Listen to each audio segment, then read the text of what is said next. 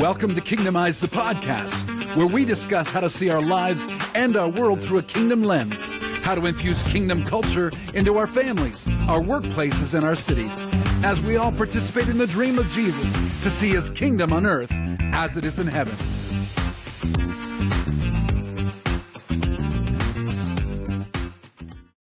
Hey, you are so lucky today because you have a new host on the Kingdomize podcast. You've had Dr. Brian Beatty for weeks. We're all absolutely had enough of him now. I'm kidding. But it's my chance. It's my chance to host Brian today because he's got something exciting to share. Look, we're in this series called the Pillars of Kingdomization, and it's practical, it's authentic. You can put it into action anytime you want to. And we've been covering things like kingdom worldview, kingdom lifestyle, kingdom leadership. But today we're doing kingdom community transformation. And out of our team, Brian Beatty is the expert. He is the practitioner. He's been working at this for over 20 years in his own city where he has lived.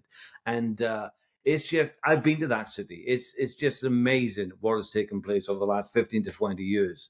Out of that came a book that Brian wrote called The City of God. If you've never seen that book, go to Amazon, you can get it. It's just a brilliant, inspiring read. But right at the back of the book, he gives 10 steps of how to transform your city. It's a program for city transformation. Brian, that was a little bit of an unusual thing to do in a book. Why the heck did he do that? Well, you know what I hate is I hate how-to books.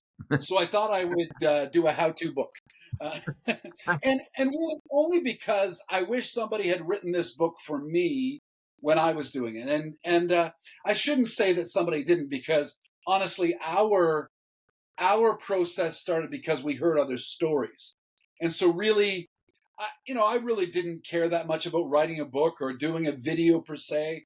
But this really is how you help people dream. And the first step in the 10-step program we're going to talk about over the next number of weeks is really you've got a dream. Somebody has to get a dream or learn how to dream with God for their city, because God has a plan for this city. And so we've got to learn how to dream. And what we found is that the way you start dreaming is hear about other people's stories. You hear about other people's stories of what they did, and you go, well, man, if they did it there, then clearly we can do it here. And so the whole 10-step process that we chat about is that we found out that city transformation it's progressive and it's predictable. So I find that when I talk to people about their city and what they're doing, I can go, oh, you're on step 3. Let me tell you what happens in the next couple of years for you. We can set that up for you and we can make it better, because we made all the mistakes. So we can help you not do that. And so we want people, as they're in this first step of dreaming, we found the way that happens is by hearing other stories and getting inspired by other people's stories and go, wow, if those schmucks in Brantford can do it, then clearly the brilliant people in my city, we can do it. And there's stories they're biblical stories about cities being transformed. There's historical stories, and there's current stories that happen around the world. So we want you to be inspired, just like we were, by Ed Savosa's story out of his book called That None Should Perish. And now many, many stories from around the world. Oh, that's fantastic, Brian. That's absolutely fantastic. And dreaming is a fabulous thing to actually propel you to the future. Look, we want to show you a mini documentary that was actually produced by our friends Transform Our World. It's a quality production. It's insightful. Key players in the community are interviewed. You see the whole process of how the city have began the story or began the action of transformation. And I do believe it's on YouTube. You can check it out, Brantford, the City of God. If you're driving right now and you listen to this podcast, pull over. Look at the video. please don't look at the video as you're driving the car. That's not helpful to the other people around you. But for sure, if you have to stop the podcast now and look at the video later, you need to do that, because the video is incredibly inspiring and you are going to love it. Toronto, provincial capital and eastern gateway to the beautiful nation of Canada, is just a short distance from the majestic Niagara Falls. Just 1 hour west lies Brantford, home of Alexander Graham Bell, inventor of the telephone, and the greatest hockey player of all times, Wayne Gretzky.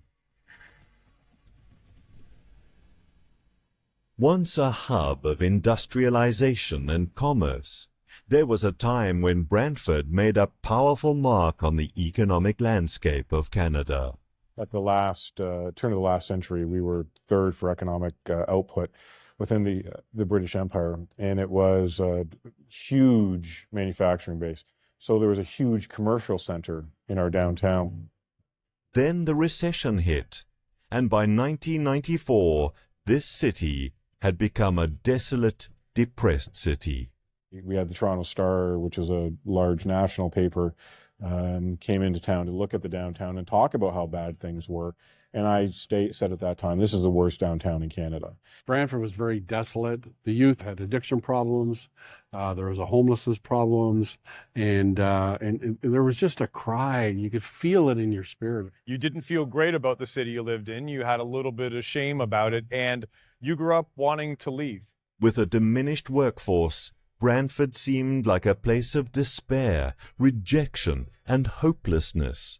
But that all changed when business, government, education, and the ecclesia started working together. Today, Brantford is a thriving, positive city where people work and live, and the entire nation is noting this incredible transformation. And we're also recognized now as the leaders in Ontario, if not the country, for being able to partner with post-secondary and use education and a creative hub to revitalize our urban core.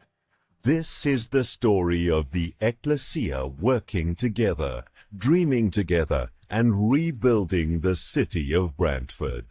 Firmly believing that a city could be transformed, it was a team of local pastors who took some courageous steps to make their faith relevant to the community.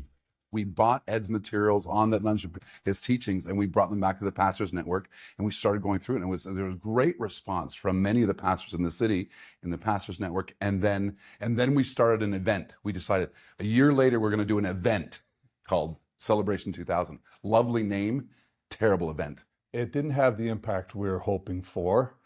And secondly, after the event, there was significant cost involved. The unfortunate thing was, although we had read Ed's materials, we didn't really take it all in. And our challenge was we tried to have functional unity before we had relational and philosophical unity. Despite this early setback, a number of local pastors set out on their own path of transformation. The Lord was not giving up on the city, nor on his people. When the Lord told us to leave the largest church in Canada and move to the worst downtown in Canada, we did it. He had prepared and equipped the leaders to trust him for the seemingly impossible. When the Lord told us to buy a dirty, disgusting bar to put our baby in, that the church that the Lord wanted us to plant, we did it. We made Ed's book the foundation of who we are. And so we had bought an old bar in the downtown, and on Saturday night it was a bar. We got it on Sunday, it was a church. On Monday, we're renovating the bar, and there's a knock on the door, and I got propositioned on the front door of my church. And I turned around to one of my guys and said, I didn't take this at Bible college. We decided that it was time for the church to get outside of its four walls, get onto the street, and begin to meet felt needs. And at the time, the needs were food and it opened doors to build relationships with people. And so we created Flippin' Fridays. Every Friday night for 9 years, we serve hundreds and hundreds of free burgers and hot dogs. And it's like dropping a kindness bomb on the streets of Brantford each time. There were people who had mental health issues. There were people who were there was drugs, there was homelessness. These were people that are on the fringe of society. We're now all of a sudden sitting there on high top tables and stools, having a really good burger and a hot dog and great conversation. These early decisions to unconditionally bless the city of Brantford soon became contagious, and these actions became the solid foundation upon which many of the city churches started working together under a unified banner called the One Church. The trend is you're seeing a growing influence of the church in the marketplace, where we have our municipal leaders, our mayor, and other key leaders of the city working in tandem, working hand in hand. One day I received a call from the call I'd been waiting for years, from a particular social service agency, and they asked us if we could help, but they made it very clear that we were not allowed to speak of the gospel in any way, shape, or form. And we simply said yes, and we began to serve. And the people represented the kingdom very well.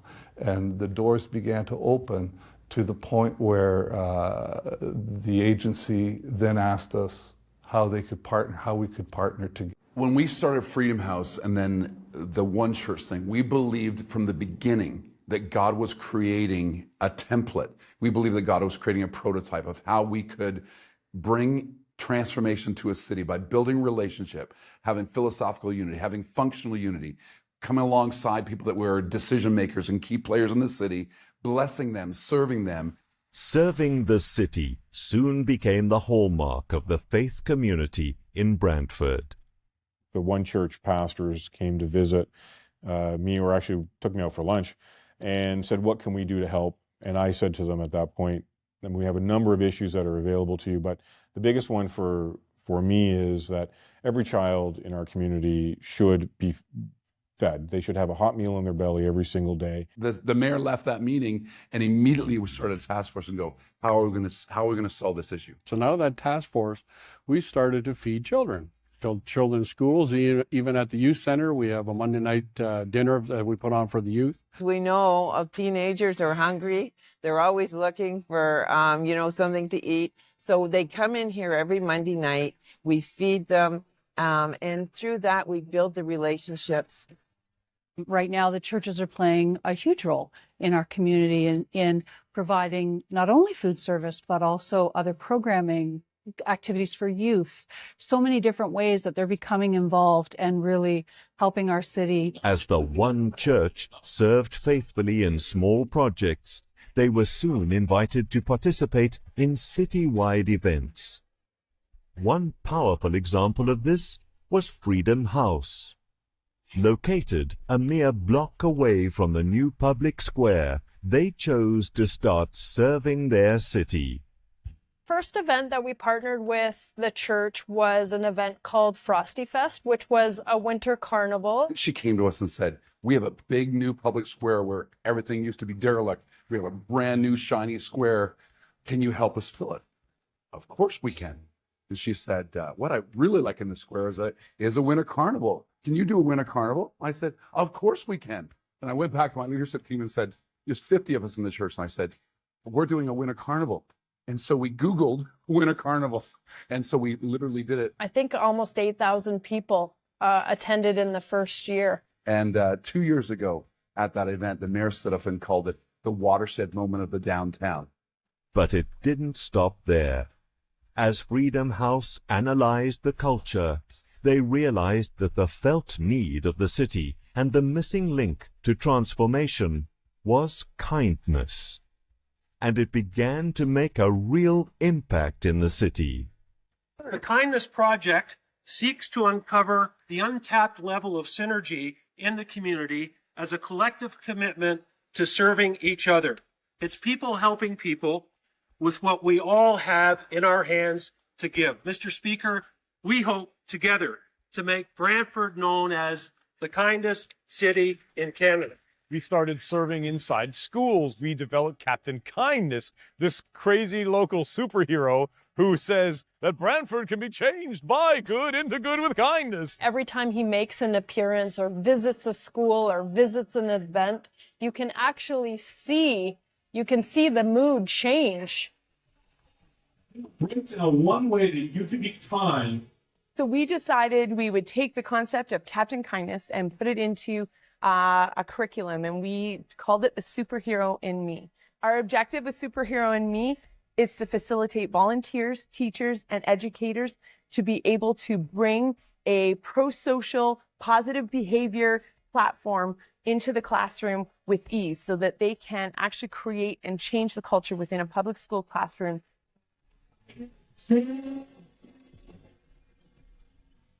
With Captain Kindness, we simply found a creative way to share God's character with the city. And so I absolutely do believe that this is symbolic of God's heart for a city. God desires for our needs to be cared for. We are getting requests already here in Brantford, but also nationally and internationally to be able to use this program. And we're so excited to see where God's going to take it. Captain Kindness and Freedom House have served the city of Brantford for the past 9 years at the biggest celebration on the Canadian calendar, Canada Day. This is Canada Day, Canada's national celebration, and it's the Church for the City's chance to serve our city excellently. The time, our talent, and our treasure. These are 3 ways that... You know, we get asked all the time, what is the church doing in the middle of all these city events? Well, we want to be there. In fact, we've had questions like, do you guys have a church? And for us, it's like, we do. We have a great building. We do lots of stuff there, but we love being the church out in the middle of everything. We are intentionally doing it because that's where we think Jesus would have been. That's where we think Jesus would be. And so we want to be there. Everybody loves a party, but not everyone loves cleaning up after the party. So the day after Canada Day, we've come to serve our city again and clean up this park. Just another example of how one church is serving our city. For parking? So it means a lot to the city, and it means a lot to the organizing committee to have a group that's willing to do this type of work. If you want influence, you have to have involvement. It's very simple. And so there's no mystery to this. There's no mystery to city transformation. It's serve. It's get involved. It's build relationship. It's very, very easy. Pick up garbage, worship with work, worship in public. It's amazing. That's all you got to do. Such service pays off. The church now plays an integral role in many of the key events in the revitalized Harmony Square. Summer movie nights and a living Christmas nativity have all become part of the restored city of Brantford. But soon, the presence of God would be felt in a unique and powerful way. We're always trying to find a new, innovative way to get outside of the church. That's really what we do. And so for years, we'd actually been looking at this idea of doing a public baptism. I had a dream about a newspaper ad that said, "Who's welcome?" And it said pimps and prostitutes, fat people, skinny people, and winners and losers, and all these sort of inflammatory words. He hit all the wrong PC labels, and it was like about a list of 60 people. You're all invited to come to Freedom House. And then at the bottom was a coupon for a free baptism. And I told Brian, and he said, "For real?" And I said, "I'm telling you." The night before one of our baptisms in the square, we had sent our students downtown to be praying in the square, and they came by this sex shop, and they found our ad for a free baptism in the window of the sex shop. An amazing example of how everybody felt welcome to participate. Heavenly Father, we thank you for this beautiful day. It used to be a disaster and a mess, but today we see a beautiful square. Day, happy day. You lost Just walked into the square and you can actually feel the energy and the emotion. It's just radiating throughout me. It's amazing. I'm thrilled. I'm thrilled with the turnout. I'm thrilled it's happening here at Harmony Square. It's fantastic. Today, several local churches join together. Intercessors pray, and people come prepared to make a bold decision and public declaration of their faith as they are baptized in Harmony Square, right in the heart of Brantford. A couple of days ago, was at work minding my business, and one of the printers who don't believe in God or Jesus Christ came up to me in a condemning way saying, "What is this?" Because I had a free on the paper. And as soon as I held the paper, I just knew the Lord was saying, "This is it. You got to go there and get baptized with the whole family."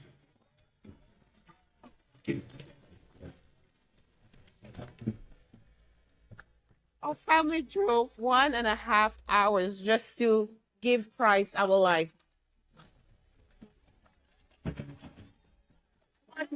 A public declaration that Jesus is my Savior, my Lord, and that I'm going to serve Him for the rest of my life. You're welcome in our city. Thank you for what you've done today. Oh, Lord, you're a beautiful Lord. We just saw many churches come together, saw nearly 100 people baptized in the middle of the city. How's it get better than that? Brantford is an example of ordinary people uniting and transforming their city, both physically and spiritually. You can see direct parallels between what God has done spiritually and what He's done physically in this city. The churches are putting down our own little differences and focusing on Jesus and coming together. It's powerful, and we're seeing ripples in the real world, not just inside the walls of the church. Over the years, we've seen a spiritual transformation that has actually transformed the city physically. Brantford has the potential to become an example to the world of how the love of God can work in all the spheres of influences. And that prototype was going to go to Brantford, to other cities, to other nations. We believe that God is establishing something that will go to other nations to bring transformation. Our unified goal is to see transformation of the city, which I think we're closer to now than we've ever been. My goal and dream is that Christians will be working together and we have a positive voice and that we are respected in our community. Brantford, Canada, is fast becoming a model for city transformation.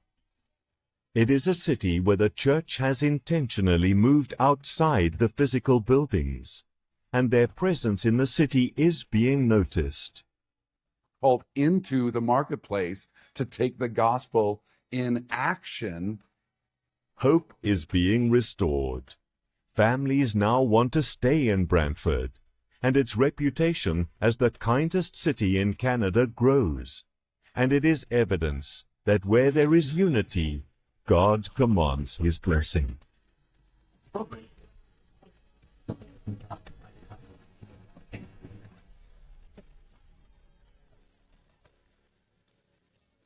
I was right. I was right. You love that story, okay? You really love that story. It's a great story. It's such a great story. I have shown that story on 5 continents on this planet. I've shown it in over 100 different cities.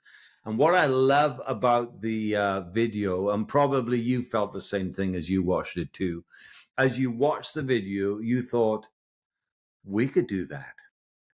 That's well within our capacity to do that. You don't need 15 theological degrees. You don't need a community transformational PhD to actually do this. The people that are there are ordinary people doing extraordinary things, and we could probably do that in our city. That's what I really loved about that video. So, Brian, why would you want to tell your story? What is it for you? Well, it's exactly what you just said, Ian. So I said on the video that before we even started the church, God had already spoken to us about that what He was going to allow us to do in our city was going to go to other cities. So when you said you've shown it in other cities and it's inspired to do something, that's exactly why we said yes to Transform the World. Come and video us. Not that we're anything special, but because we knew that our story could inspire people to go, I can do a barbecue. Like, of course we can. I can do a barbecue. I can clean up trash. I can do something in my town square if God tells me to do it. And so really it was, if He could do it with us, He can do it with you. And the truth is, God does have a plan for their cities, Ian. He has a plan because He's a good God with good plans. And we want people to start thinking, well, what could that look like for me? So when God says in Jeremiah 29:11, I know the plans I have for you, it's plans for you. It's planned to give you hope in the future. But often that you isn't singular. It's like, oh, God got good plans for me. I'll put that on my fridge. Well, great. He does for you personally, but it's for you. It's for your city. And he's got great plans for you and for your city. Guys, that's fantastic. Guys, I know this is we're only on week 1, and this is incredibly inspiring. And there's 9 more sections on this part. It starts with dreaming, and how would you encourage people to dream, to get their story, have some vision for their city? What should they do, Brian? Yeah, no, that's a great question. So what we do, often teams would come here and we would drive them around the city and talk to them about, and here's where God spoke to us about this. And here's where God said, you should do that winter carnival. Here's the corner where God said to me that you're called to pastor your city, not just your church. And so we take them on a tour of the city and show them, because we want them to go back to their city and go for a drive, or go to a spot in their city that's a high place in their city and just look at it and say, God, what are you dreaming about for my city? Because we want to dream the dreams of God. And listen to me, he has a dream for your city, and he's waiting for someone or a group of someones to say, God will dream with you. So from today, don't just hear the message, like actually start dreaming. Go get a place with God. Go for a drive. Go to a high place. Like sometimes in our church, when we have people come here, we'll go up to the hospital, because the top of the hospital is one of the highest places in the city. And you can look around the whole city and go, oh, I could go home and do this in my city.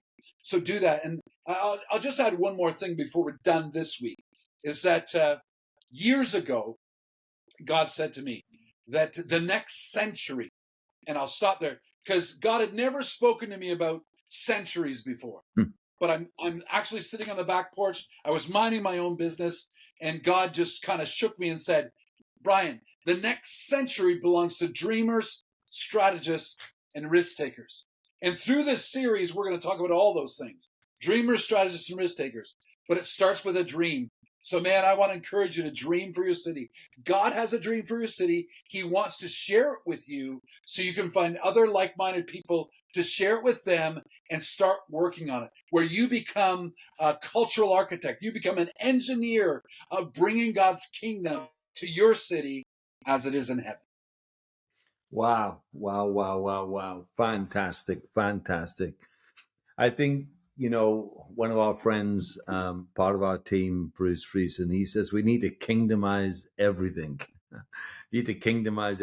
And there is an intention in our hearts that we want to see cities, communities kingdomized. This is just week 1 of community transformation. There's lots more to come. You are going to be inspired, but you're going to have tools in your hands that you're going to be able to bring the kingdom of God to earth. As Jesus says, your kingdom come, your will be done on earth as it is in heaven. And we're about doing that and executing that, and you are going to be a part of that. Guys, thanks so much for joining us today on Kingdomize, the podcast. We loved having you. If you got comments, just put in the comment section. If you got questions, do that too. We are here. We want to facilitate. We want to help you. We want to support you. We want his kingdom to come and his will to be done on earth. Thanks for joining us today on Kingdomize, the podcast. Let's keep the discussion going throughout the week on our socials or on our website, kingdomizeglobal.com. Contact us today to see how we can walk together to see more of God's kingdom in your city as it is in heaven.